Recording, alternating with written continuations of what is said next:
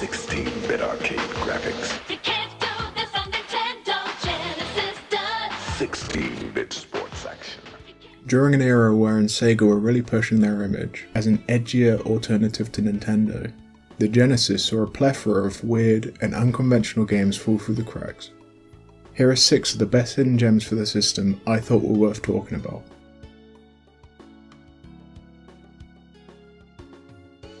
The Ooze, a strikingly unique looking and playing game.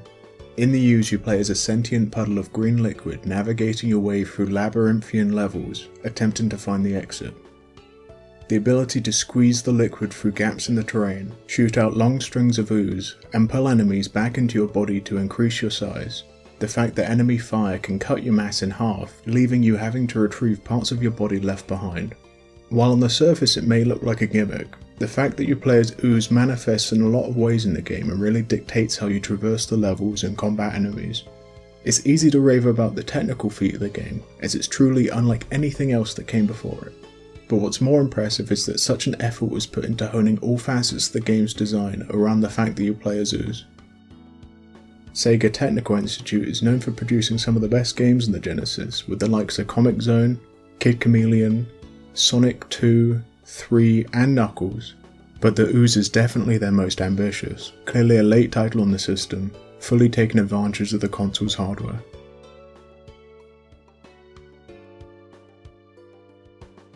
Outrun 2019.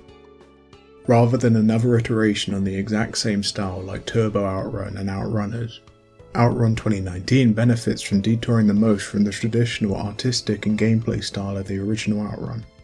Outrun 2019 builds on the foundation of the original game to deliver a unique but familiar experience with a greater emphasis on diverse stage hazards and terrains, greater level variety, and a boost system that encourages strategic braking. The addition of ramps, bridges, tunnels, and many more stage hazards, informed by the different environments, prevents the gameplay from growing stagnant with only cosmetic changes to scenery, which typifies the Outrun series. This is besides the fact that the game is so good looking and runs so smoothly that it's my go-to game to test the performance of Genesis emulators. Obviously what is most iconic of the Outrun series is that Californian palm tree aesthetic, which is why I'm so surprised that my favourite Outrun game in the Genesis would detour so far from the established art style. Outrun 2019 is just that good.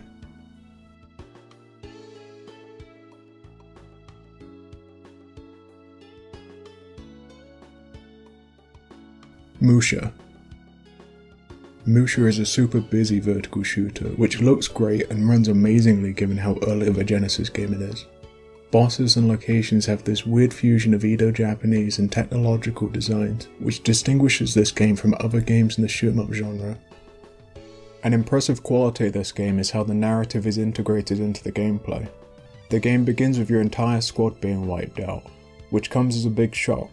This shock is intensified by the fact that you have control over your ship at this point, and feel so helpless as your team is shot down around you. These events lead straight into the first mission of the game. The integration of plot and gameplay is seamless, and this is a quality rarely seen from games of this era. It's clearly a precursor to things like the cutscene transitioning into gameplay in GTA 5, or exposition being spoken to you as you still have full control over Gordon in Half-Life 2.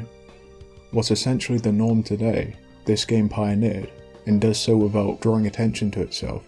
It's just the way in which the game chooses to tell its story, and while a very small facet of the game overall, it's really effective in hooking you into the story with some personal investment.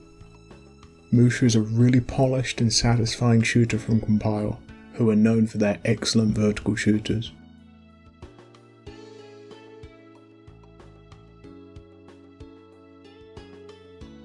Alien Soldier. Of course, the most important detail I knew to leave in during the opening is that Treasure logo. For those unfamiliar, Treasure are the legendary developer of countless classic titles.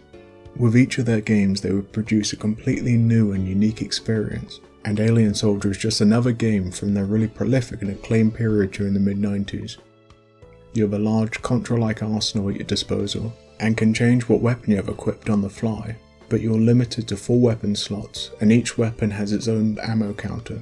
Couple this with erratic boss battles and varied enemies to encounter, and Alien Soldier can be incredibly hectic and difficult, but that doesn't make it any less fun. The sheer variety to the combat, and your ability to hover and quickly zip across the screen, creates this balancing act wherein the game can feel so overwhelming and challenging, yet you feel so powerful and in charge of the situation. Definitely a title that shows off the technical capabilities of the Genesis, as well as one of those games that highlights how weird Genesis games could be. Landstalker. Landstalker is an action RPG which is kinda typical of the style of the day. Set in a high fantasy medieval world, wherein your main attack is a sword and you venture into dungeons to acquire items which will allow you to progress later in the game. Clearly not too dissimilar to games like A Link to the Past or Secret of Mana, and to its credit those are two quality games to be compared to. Where Landstalker distinguishes itself is in its isometric art style, which can be a little cumbersome to navigate at first, but it's unlike any other game in the genre. These fantasy locations realised in a faux 3D style really adds to the world building and makes the environments that much more convincing. This is besides simply how gorgeous everything looks. Not only the graphical quality, but the art direction is so rich and engrossing. The top-down action RPG was really thriving during this era, and while it may not be amongst the best of the best, Landstalker is a great addition to the Genesis library, which was lacking games in this style compared to the SNES. Subterranea. Graphically one of the best games in the Genesis, if only because of how simple techniques are utilised to effectively build the world. Momentum and inertia are effortlessly conveyed by just a single layer of parallax scrolling. How fluid your movement is coupled with the visuals make your ship incredibly easy and intuitive to control. Though not a particularly complex experience, mechanically this game feels like an Atari 2600 game.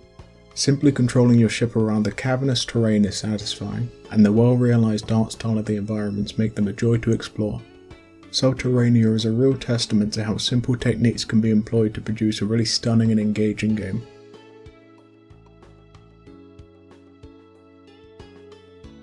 Thank you for watching.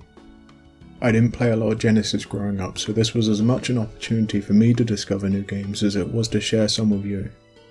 I have loads more to discuss, so expect another Genesis video in the future. Have a great day. Peace.